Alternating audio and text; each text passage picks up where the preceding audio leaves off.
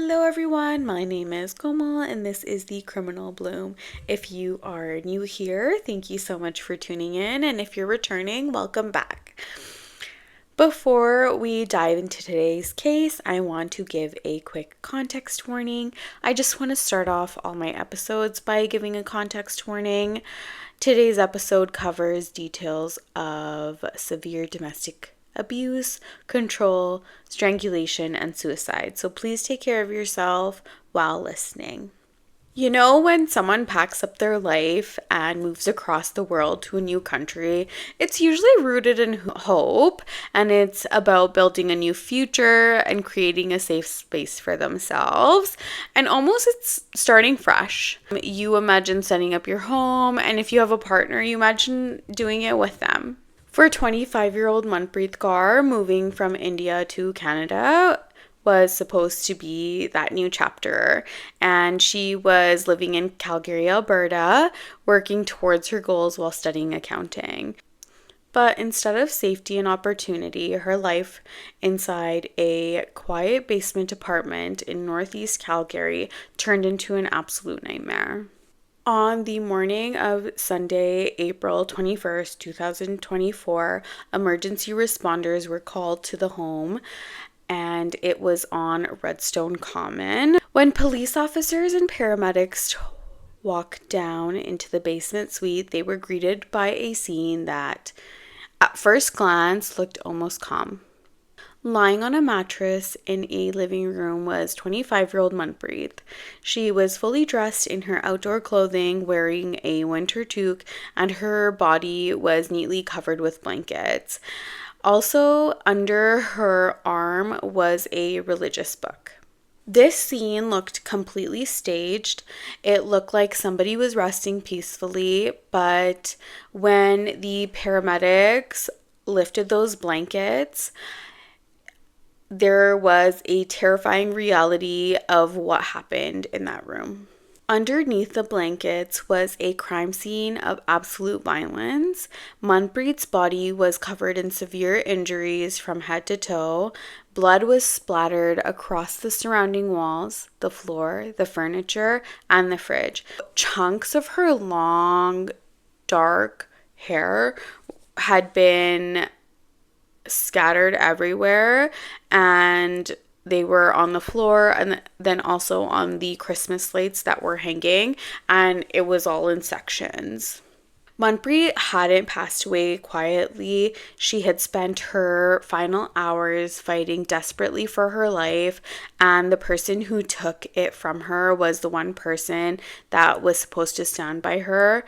It was her husband, Manpreet Singh. I will be referring to him just as Maninder throughout this episode.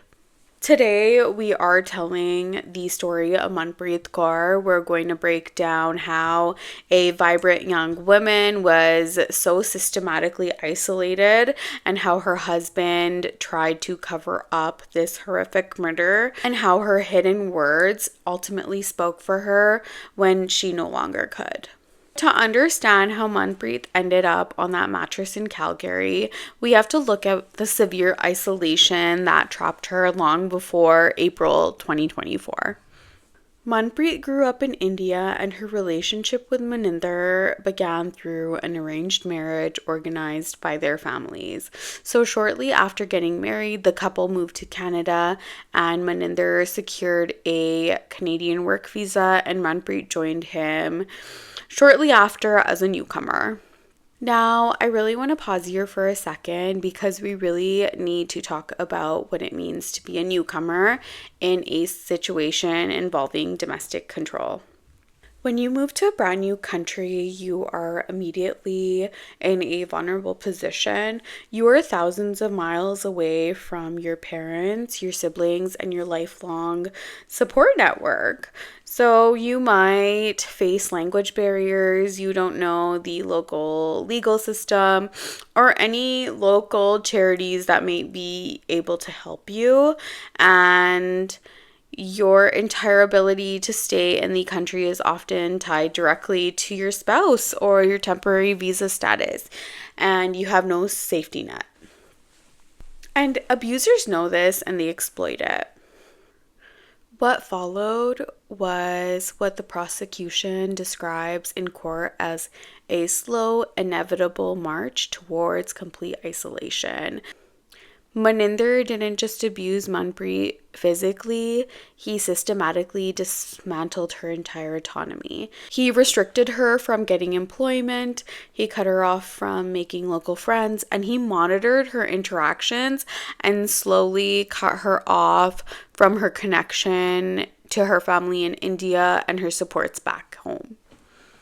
Okay, I need you guys to imagine being stuck in a basement apartment in a city you know almost nobody, and you're locked in a room with a partner who is constantly monitoring, accusing, and hurting you, and you have no money on your own, you have no local contacts to call, and you have nowhere to go. That was Manpreet's reality every single day. And yet, despite the intense level of control Maninder had over her, Manpreet found a way to document what was happening.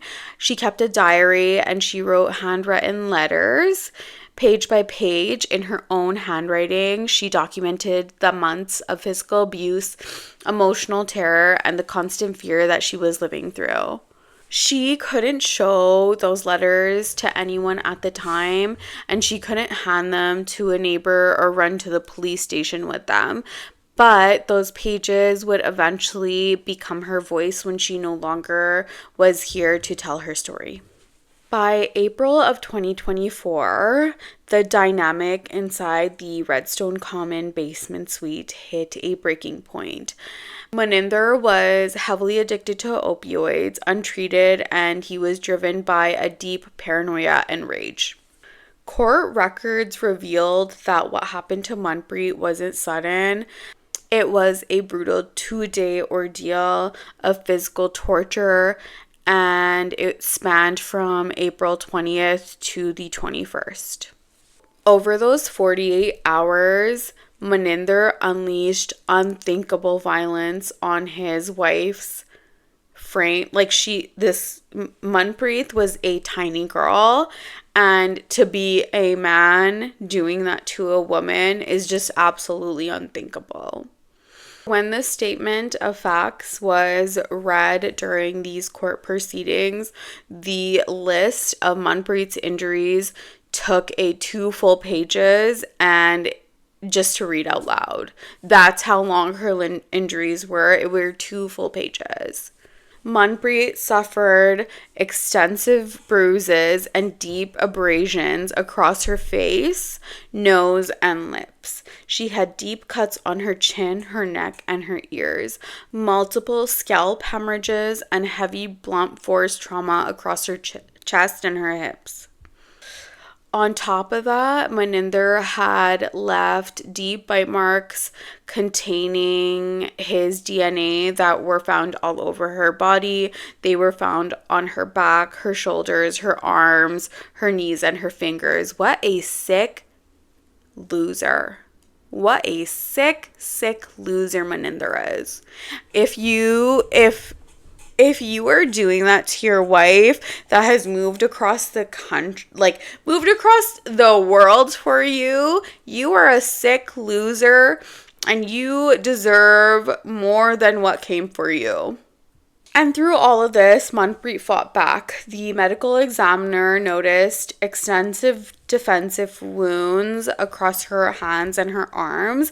She fought with everything she had to survive in that room, which makes it so upsetting and infuriating that she tried to fight for her life, even though she was isolated, even though this guy was taking opioids and severely abusing her. She still wanted to live. She still had hope that she wanted to go forward and live her life.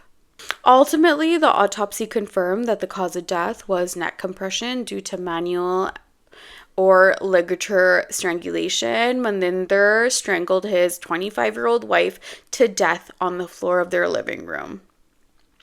And then came the staging. Sick loser. After taking her life, Maninder dressed her body in full outdoor gear, putting her in winter clothes and a toque. He placed her body on the living room mattress, covered her in blankets, and then tucked a religious book beneath her arm to create a scene of peaceful rest.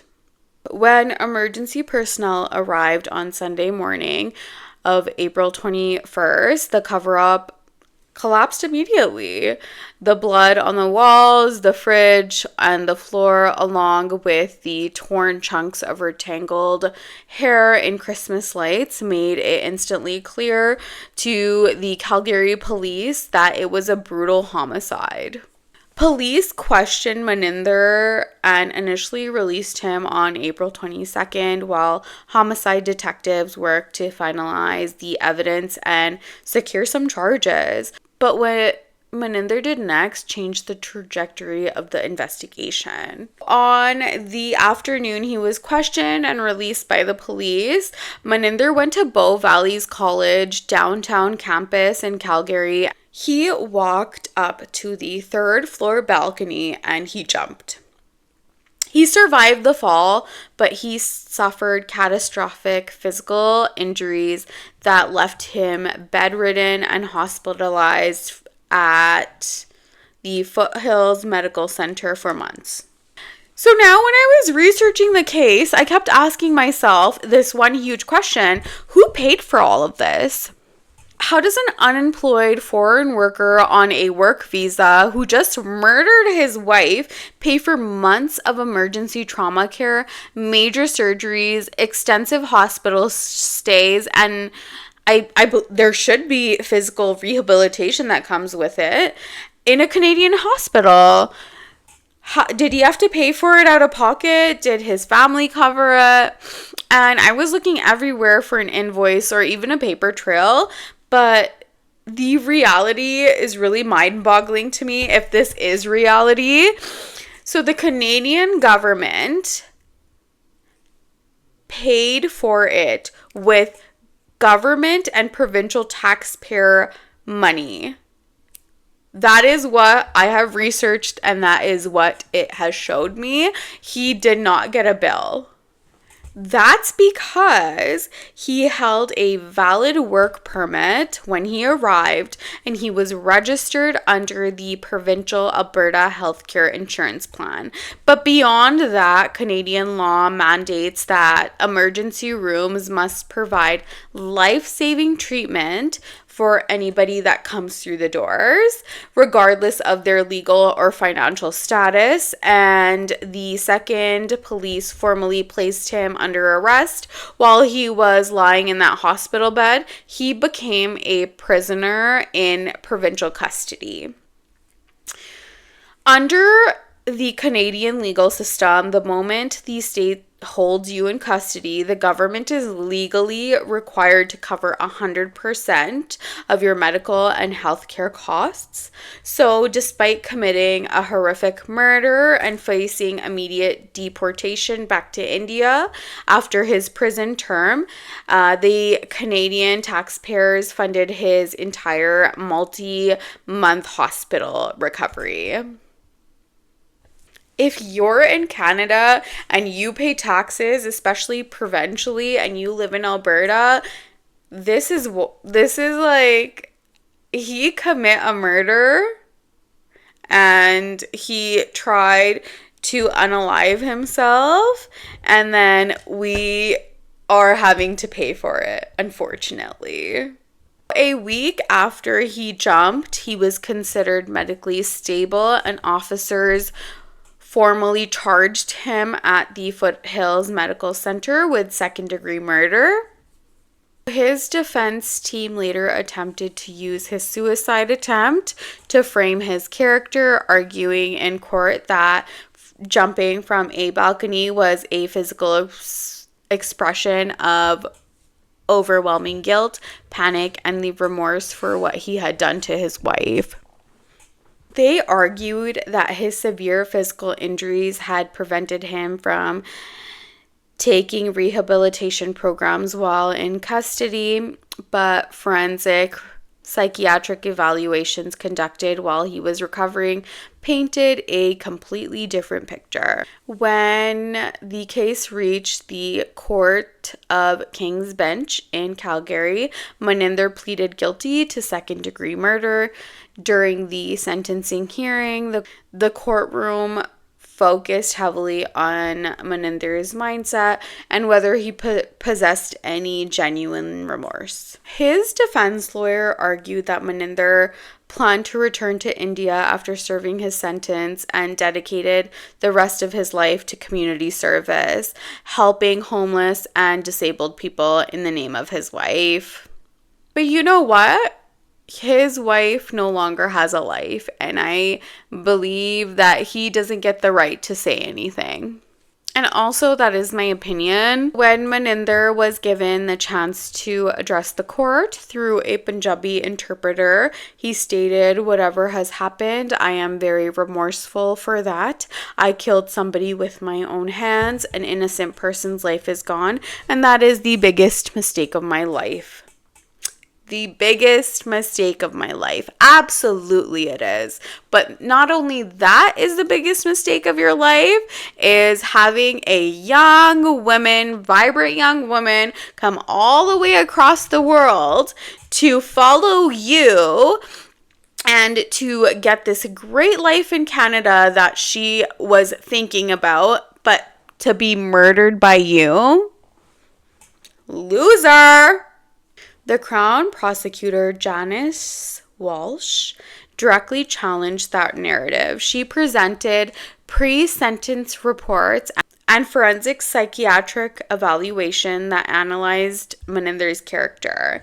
The forensic psychiatrist noted that during his evaluations, Maninder showed zero focus on Manpreet or the life he took. Instead, he painted himself as the victim. He was fixated entirely on his own health, his own future, and his physical injuries, and his legal status. Walsh pointed out that he showed no actual signs of genuine remorse. And to completely shut down the idea that this murder was just a sudden mistake brought on by drugs or an argument, the Crown brought out Manpreet's diary. The prosecutors read excerpts of Manpreet's entries into the court. In her own handwriting, Manpreet had recorded weeks and months of detailed, relentless physical beatings, verbal abuse, and terrifying isolation Maninder was putting her through. Those entries proved beyond a shadow of doubt that her murder was a tragic accumulation of long, deliberate, coercive control. Manpreet's diary spoke louder than any argument in that courtroom. Justice Melanie Gaston looked over the sentencing, and she didn't hold back when addressing Maninder's actions. She highlighted the extreme vulnerability of Manpreet as a newcomer to Canada. And this is a quote that I got when sentencing Maninder.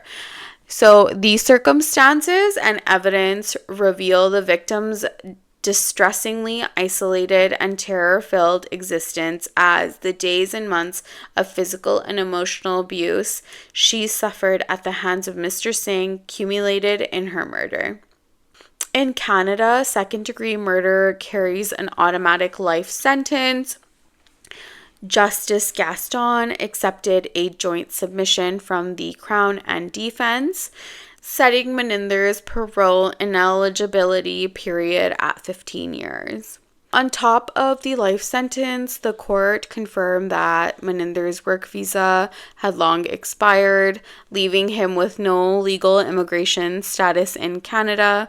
The moment he completes his 15 years of parole ineligibility, or whether he eventually is granted parole, he will not walk free in Canada. He will be handed directly to the Canadian Border Services, and he will be deported back to India immediately. Manpreet Kaur was only 25 years old. She was a young woman who traveled across the world expecting to build a beautiful life, only to be trapped in a dark basement apartment by someone who used isolation, violence, and fear to control her. Her case is a devastating reminder on how dangerous coercive control is, and it shows us why we have to pay attention to the warning signs, the forced isolation, the restriction of independence, and the hidden fear that happens behind closed doors long before any physical violence escalates.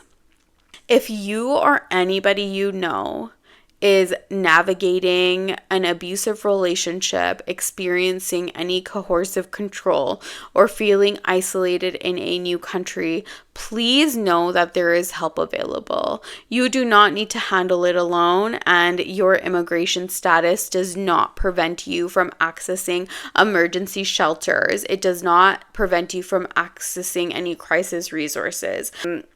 And in Calgary, I'm pretty familiar with these resources, so I will be listing them in my description today. We will remember her today, not just for the awful way she passed away and her life was taken, but for her courage, for her fight, and for the written words she left behind that brought her killer to justice. Thank you guys so much for tuning into today's episode of The Criminal Bloom. Please stay safe, look out for one another, and I will see you in the next episode. Please.